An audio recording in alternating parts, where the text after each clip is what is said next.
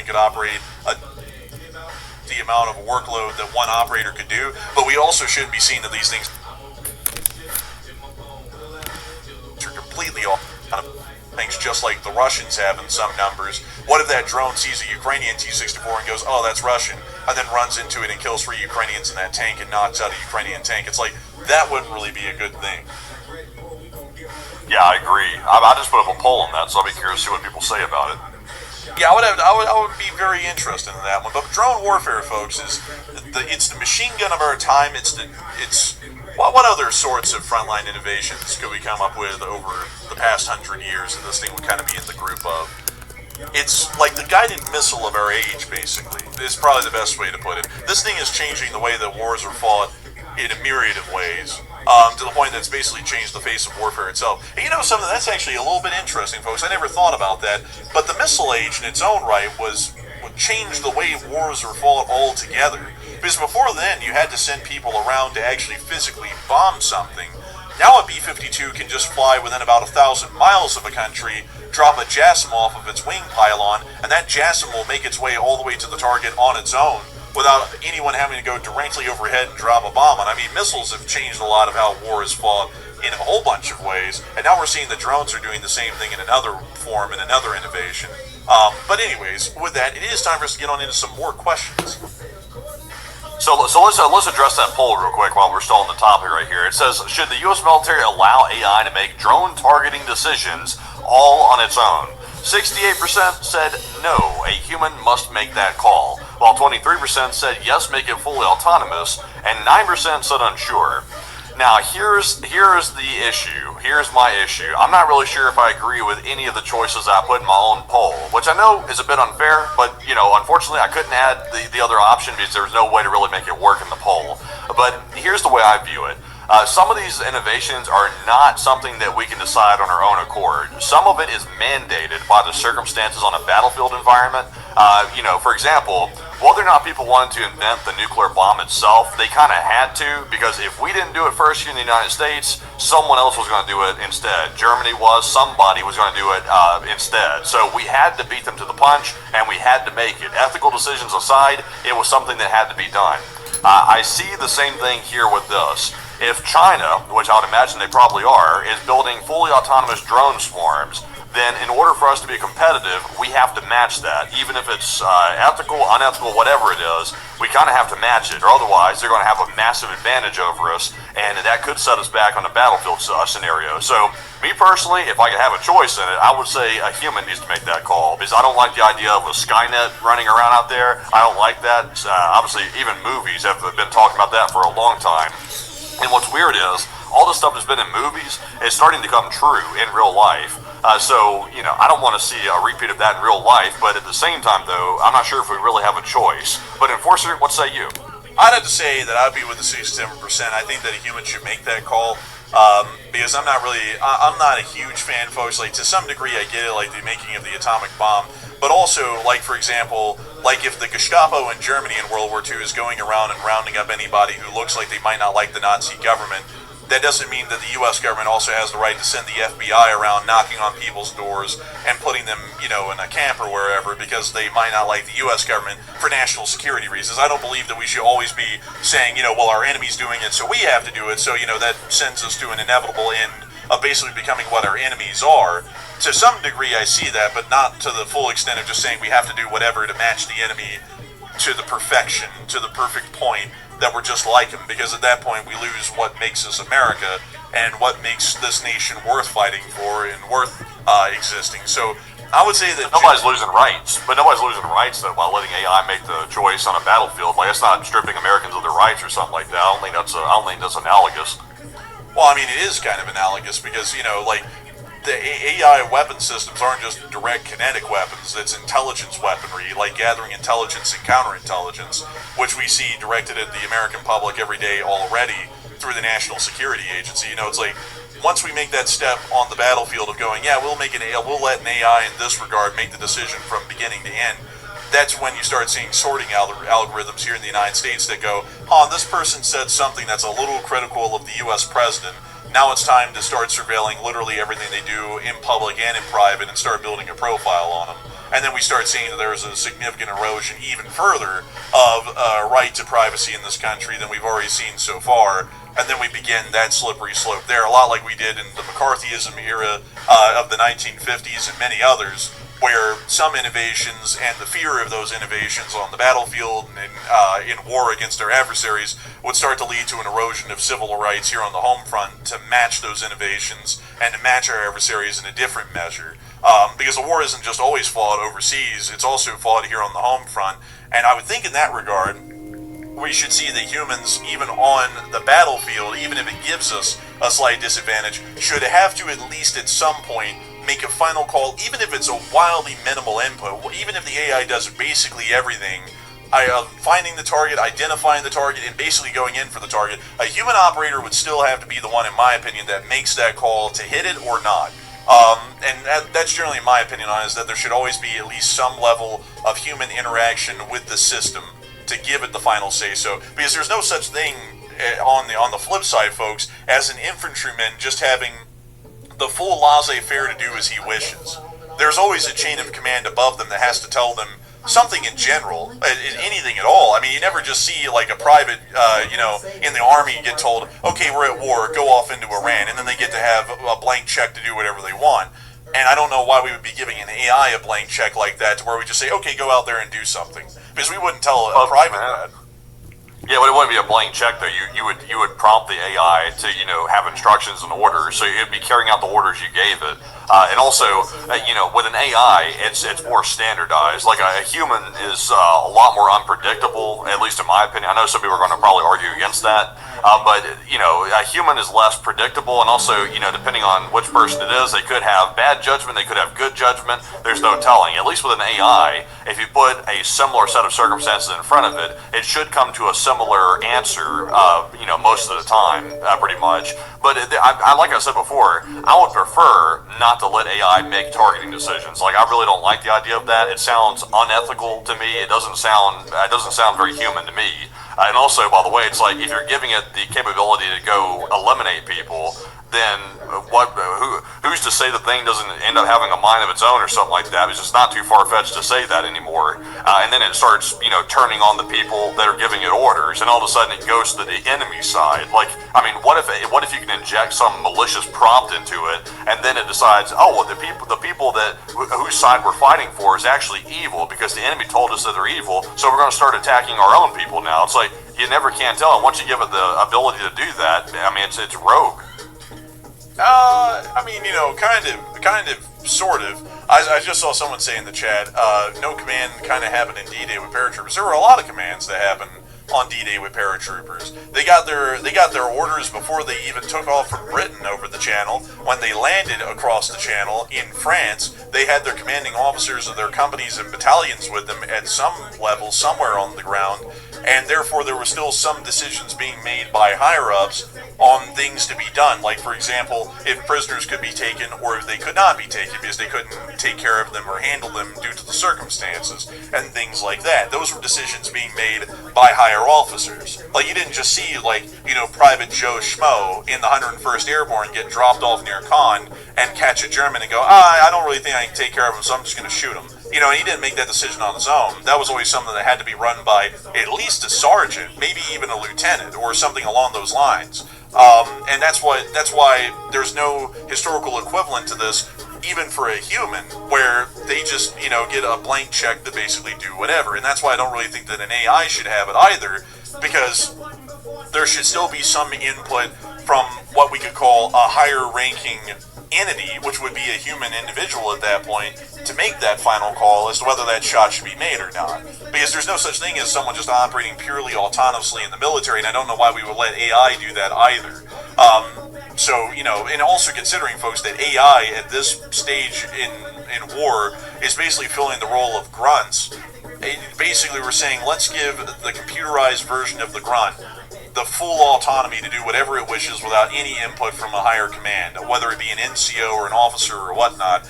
And that sounds to me to be like an issue, because, grunts left to their own devices without any centralized command or a chain of command above them, whether it be a human or a machine, that's going to result in some very questionable outcomes. I mean, we've seen that in war already in things like the Miley massacre and other situations like that where things get out of control. Things can get out of hand pretty quickly, and I think that an AI can do that as well, whether it meant to or not, or whether it can reason or or emote like a human can. I think it could also do the same thing. Yeah, me personally, hot take, I think AI is going to be more deadly than nuclear weapons. I know people are going to scoff at that, but I think it will be ultimately, because it's going to keep advancing whether or not people want it to or not, and it probably will become autonomous, whether people like that or not, it probably will. So I have a feeling it's going to be a lot more damning than nuclear weapons, and those are already bad enough, and then you're going to have basically an unstoppable force that could go rogue possibly at some point if it keeps developing more advanced intelligence. So that's my take. I think it's going to be a bigger fear and danger than even weapons of mass destruction like nukes. Yeah, I would say so.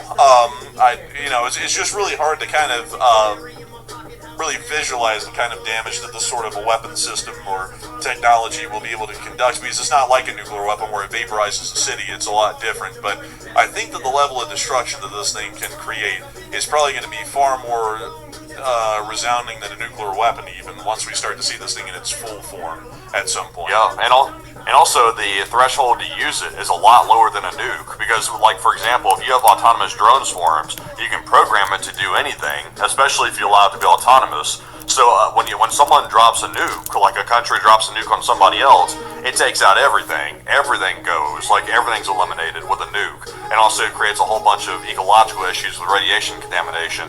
With drones and AI, it can be very specific and very targeted. It can go just after the people that it needs to go after. It'll never stop. All it requires is autonomy, and it simply goes and carries out the orders. And it's very hard to defend against it because you have a whole bunch of drones flying around, and they're very small targets and they're hard to hit. So, I mean, that to me sounds a lot more dangerous than a nuke, because, somebody would be much more willing to use a drone swarm than they would be willing to use a nuke, which makes it a lot more, likely to happen, in my opinion. Also, here's something else to think about, folks. Let's relate this to an atomic bomb that was used on Hiroshima. When the atomic bomb was dropped on Hiroshima, it is basically a conventional bomb, just a lot larger. So you can survive it, and a lot of people did survive the atomic bombing at Hiroshima. Now let's say in the alternate world, an alternate scenario, somehow that B-29 dropped 140,000 drones that were autonomous over Hiroshima. That is, instead of 70,000 people dead in Hiroshima, like what actually happened, those 140,000 drones are going to track, hunt, and kill anyone that they would find in that area until they killed exactly 140,000 of them, because that's how many drones would be over the area. That's something, I don't think that people think about that sort of a thing, because you can survive an atomic bomb if somehow you're lucky and you're behind some structure or underground or something. But in this sort of a scenario, an FPV drone, the one that's autonomous with AI, it would be able to track around and hunt you down and find you and then kill you. The survival rate, like we're seeing in Ukraine, is almost non-existent once a human-operated drone finds you, much less an AI-operated one that doesn't really have any room for error, because the algorithm doesn't, and the programming doesn't really make room for errors. That is a 100% kill rate for whichever weapon is fired out like that, and the number of them determines how many people would die. It's like, what if, for example, the Chinese produced 360 million FPV drones, and at some point in the future, these things have a range of hundreds of miles, and they have explosives on board large enough to kill a person in one hit, like they do right now. They could just start wiping out people starting from the West Coast and moving east, and never stop, because they have enough drones for all of us, and as long as none of them are shot down, those drones are autonomously able to track down, find, and kill literally every person in the country. I mean, that, when you think about it, is far more devastating than a nuclear weapon, because in the worst forecast of a nuclear exchange, a third of humanity in the northern hemisphere would survive 2 years after the nuclear explosions. Everyone else would be dead. If you had enough AI drones, you have a 100% fatality rate almost at that point. You would either have to be living underground where a drone couldn't find you, or in space to be able to avoid what would come. There's really no other way to survive that. Yeah, it's a tough one. Gotta worry about it. Yeah, definitely a concerning one, to be sure. But anyways, with that, we are on to the next one. All right, so with that, it's now time to move into our Super Chat questions. And moving into our first one here, this one is going to go to none other than Hokey Redneck. And thank you very much, Hokey, for that $100 support, by the way. Very generous of you. We do appreciate that very, very much. He said, what company in the U.S. will make non-crappy drones? Is it going to be NVIDIA, Tesla, GE, Ford, GM, Intel, Microsoft? Me personally, to answer the question, I think it might be like a startup defense company that does that. I'm not sure if the legacy companies are agile enough to make those drones because, they're going to cost very little. If they're going to work, they have to cost very little. We can't be buying $1 million FPV drones. It's simply not going to be economical. So it's probably going to be a startup defense company of some sort. It could be Anduril, perhaps. They could be trying to do that. I'm not really sure, though. Or some company like that. Or it could be one that comes out of the woodwork. Possibly. The U.S. would be wise, though, to lower the barrier to entry for that type of stuff when it comes to making drones, because right now the barrier to entry in the defense industry is extremely high, and that is going to hamper the United States because we need fast and quick innovation. We don't need, multi-year timelines for making stuff like simple FPV drones. Ukraine has had success because they cut the red tape. The U.S. needs to do the same thing, so that way we can go ahead and get ahead of that situation. But Enforcer, what say you? I would have to generally agree with Enforcer, man. I don't really think a lot of the legacy companies have the mindset, corporate-wise, to be able to see these sorts of mass drone production succeed. I have a feeling it'll probably be smaller startups within that industry that generally take off and explode. And while we might see that a lot of these legacy companies are the ones producing the drones now, they probably won't be for long. They'll probably be overtaken by someone else and generally pushed out of the bidding realm from these startup companies that might pop up somewhere within that area. So that's what I would generally believe as well. And I got to thank you massively for that support, Hokey Reddick. Really great question, by the way. And I got to say that it's a really, really interesting one because, I would say that generally reaching out to these legacy manufacturers is good because they have the industrial base to produce anything right now. But once these startup companies take off in this country, I have a feeling that most of the legacy companies are going to be falling to the wayside in this specific form of production. Because, do y'all hear about Ford-produced aircraft anymore? No. Not at all. Because while they did it in the Second World War, the companies like Boeing, which were startups in that category even by World War II standards, with how old they were by then, they generally took off in that sphere because they specialized in that sort of production and that sort of design and development, and that's what made them prosper within that sphere to where they're now legacy companies today. So I have a feeling very same thing's going to happen in the drone industry. I also see some people in the chat saying something, and it's a good point. It's a good point about drones, but I want to bring up the counter to it that I'm thinking of that maybe y'all haven't thought of yet. Because some people are saying, well, there's no way that AI can turn on anyone because it's a little computer chip. It hardly has any computing capabilities. But you're saying that from today. And if you were alive in the 1980s, you would have said that computers would have never been capable of conducting any form of live streaming like you're on right now because they weren't capable of that back then. This weapon system has a humongous amount of room to evolve. The technology sphere is evolving every year to a rate that most people can't even keep up with it. We can't even keep up with it. It's almost like magic to most people with how technology, specifically in computational abilities, is progressing annually. These weapons are going to evolve, and these drones are going to have a lot more computing capability and a lot more autonomy in the future, because at some point, once we give them the go-ahead to hit anything they want, wherever they want, with no human input, then at some point, some enemy is going to create a counter to that drone. And then we're going to say, oh, it's a little tiny computer chip right there that hardly has any processing capability, is being overwhelmed by some defense of theirs. So now we need to give it a bigger computing chip that's capable of more abilities, that's capable of doing this. That's not how it works, by the way. If there's autonomous drones, they're not independently computing on each drone. It would be connected to a main system, wirelessly. It would be connected to it. It would receive orders from probably like a data center where all the compute is actually happening, and all that would happen is it gets sent to the drone, and the decisions are made at some data center somewhere. It's not made on the actual drone's computer itself.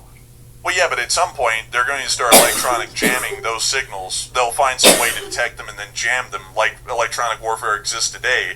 Then they're going to say, a lot like we do with other weapon systems, oh, now it needs to have some level of autonomy to be able to continue on its mission without getting any sort of direct messaging from some sort of a communicator behind the lines or some sort of a receiver or whatnot. And then they'll up the abilities of each drone, so that way then, if somehow their connection is disrupted to that mainframe or whatever, they're then able to operate autonomously on their own. I mean, that's a natural evolution right there, because that's what we've done with a whole bunch of, that's what we do with pilots right now.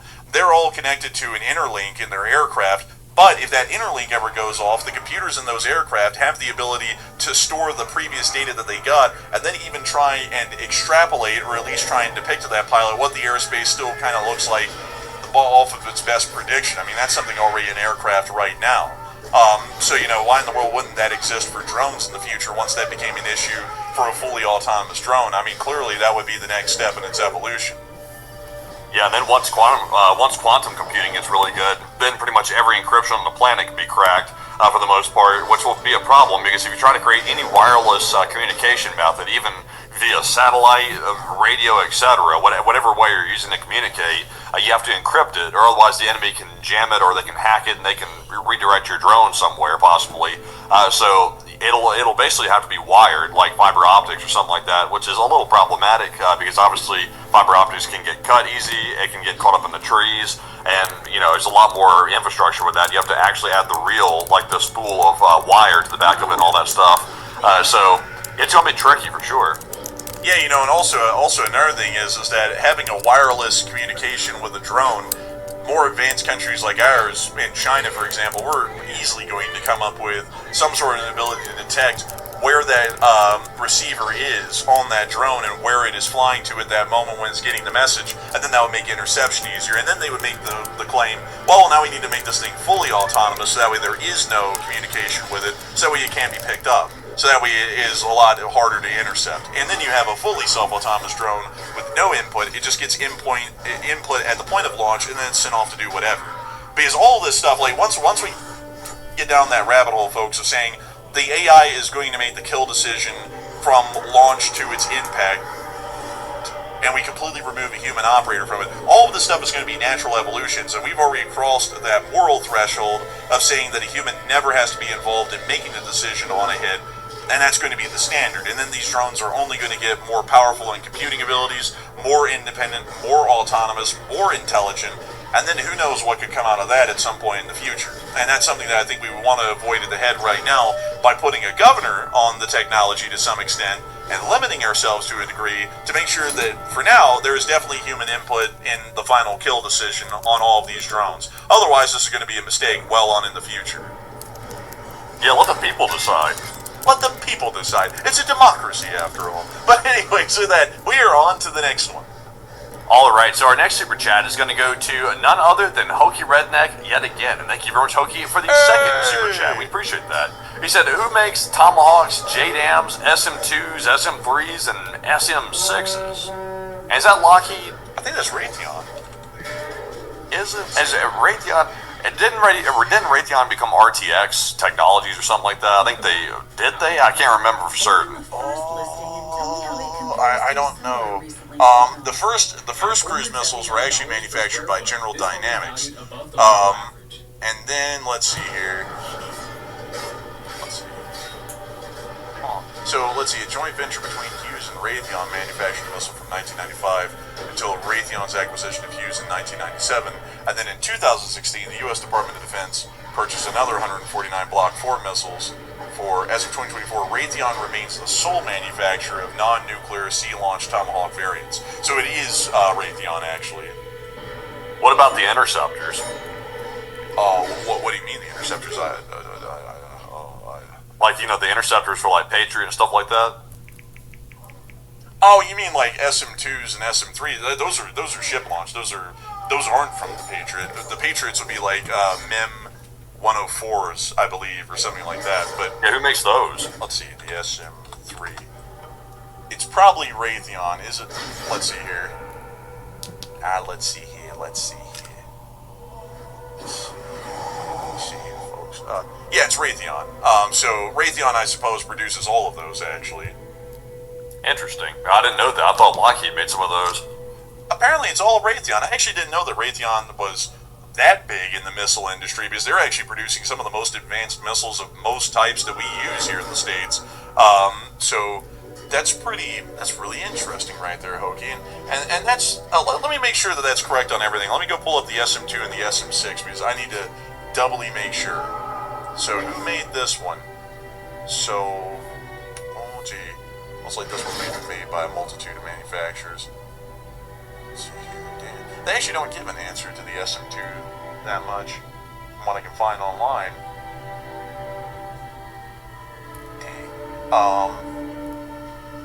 Yeah, sadly I can't tell you on the SM2, but let me go pull up the SM6 and see if I can get you an answer on that one.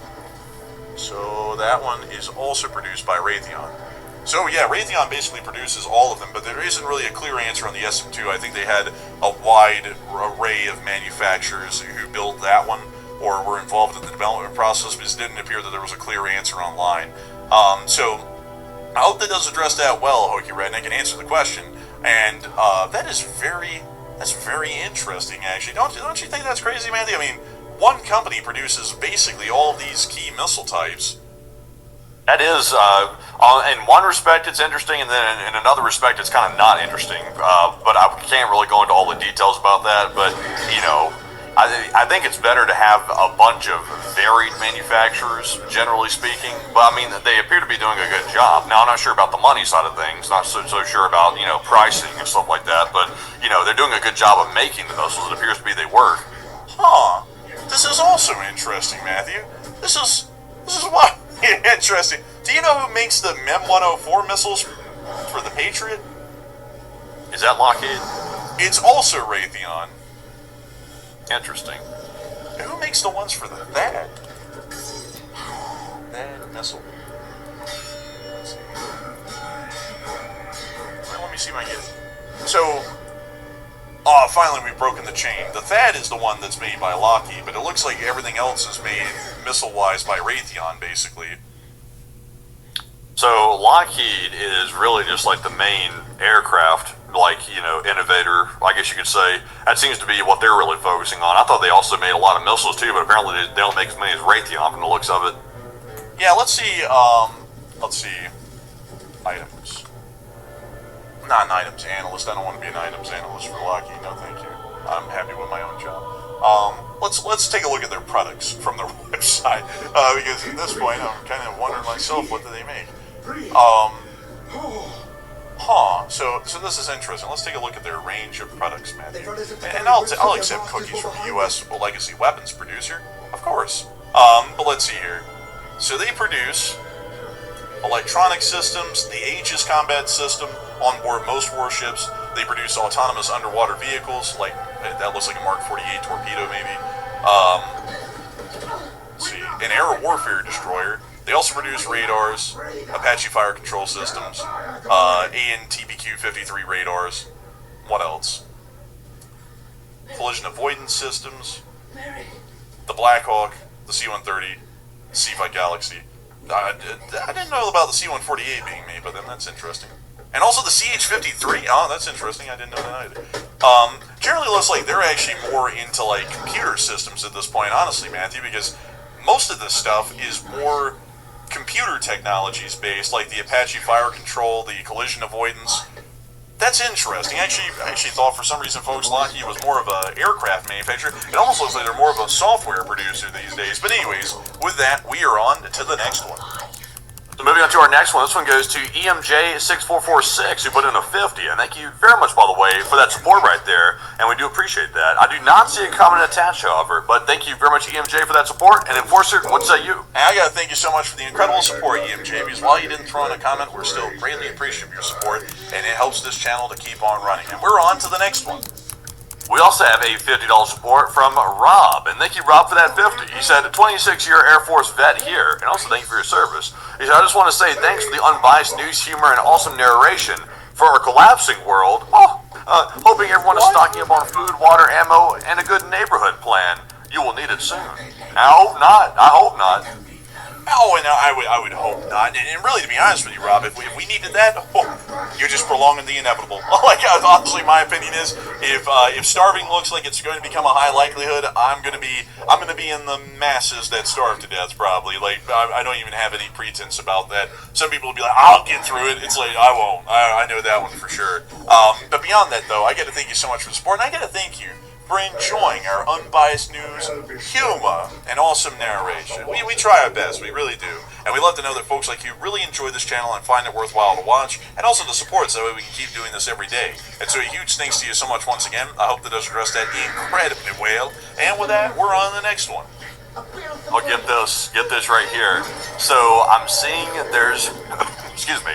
I'm seeing there's a post here on Twitter. Not sure if it's accurate, by the way, but it's a preliminary post. It's claiming that Russia's Security Council is warning that U.S. negotiations with Iran may be a cover simply to prepare for a ground invasion of Iran.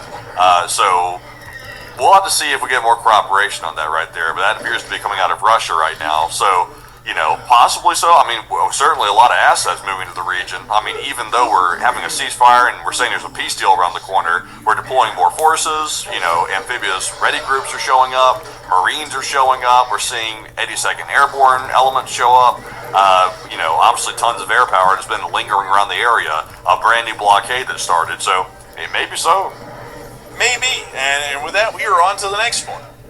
And our next one goes to Marion Deemer, and thank you very, very much, Marion, for that 30 as well. And Marion said, had a tough day, and night to you, and Slava Ukraine. I'm sorry, Marion, that you had a tough day. I'm sorry. I hope you have a better one tomorrow. I'll admit today was not the best for me, because unfortunately I had to take my own video down today, midday, because I had an error in it, and I realized it after uploading it, and I was like, damn. I was like, I went through all that work to make that dang thing. But here's our deal. We would rather take a video down if we're not very confident about it than leave it up. So we took it down, and we'd rather have it that way than leave something up that we're not feeling too hot about. So I hope you have a better day tomorrow. But Enforcer, what say you? I gotta say, I hate to hear that you had a tough day today, Marion Deemer. I hope that things are better tomorrow. Things are always better tomorrow for the larger parts. What I've always found out through the years. But I gotta say, a big thanks to you for support, and Slava Ukraini, Haram Slava. And I hope that things work out for you, as I hope they do. And so with that, I hope that has addressed that well. And with that, we are on to the next one. We also have a 20 from Star, and thank you very much, Star, for that 20. It said, it's me again. It's me again. I just want to say I'm very excited to give G a big hug, a huge hug, biggest hug in the world. I can't wait to hug that big, soft bear. Also, I think the bear is Russia. He said, well, thank you for your attention to this matter. But Matthew, he's Pooh Bear. Pooh Bear? Do you really want all that honey? Honey. But beyond that, humongous thanks to you for the support, Star, and helping this channel to keep it running, and thank you for the attention to that matter. And so with that, we're on to the next one. We also have a 20 from My Truck and Travels. You said, good evening, Enforcers. Thanks for all the effort y'all put into this, and you are definitely my only source of news. And keep up the great work, and take one from the chat, and have a great night, and LSA forever. And LSA forever. Long live the Lee Spring Army, and thank you so much for enjoying our efforts and really using us as your only source of news. We're very honored about that. And I got to say, we will keep up that great work. We will try our best. We really will. And we will make sure to take one from the chat in your honor, My Truck and Travels. And what do we got, Matthew? And the live chat question for My Truck and Travels is going to go to Ms. Disa, who said, Defense Production Act soon? I think they might have invoked that on a couple of things. I can't remember if I'm getting mixed up with the whole, virus situation, back in the day. But I think there might be some limited cases where the Defense Production Act is being utilized. But if they're asking auto manufacturers if they can transition to a war production situation, then I would say it's possible. But Enforcer, what say you? I would say that the Defense Production Act being brought into effect might actually happen at some point in the future. It may be possible. But I hope that does address that the best I can. And a big thanks to you once again for the support of My Truck and Travels and helping this channel to keep it running. And with that, we're on to the next one. We also have a 20 from Jason Lefebvre, and he puts in a 20. And thank you, Jason, as well. He said,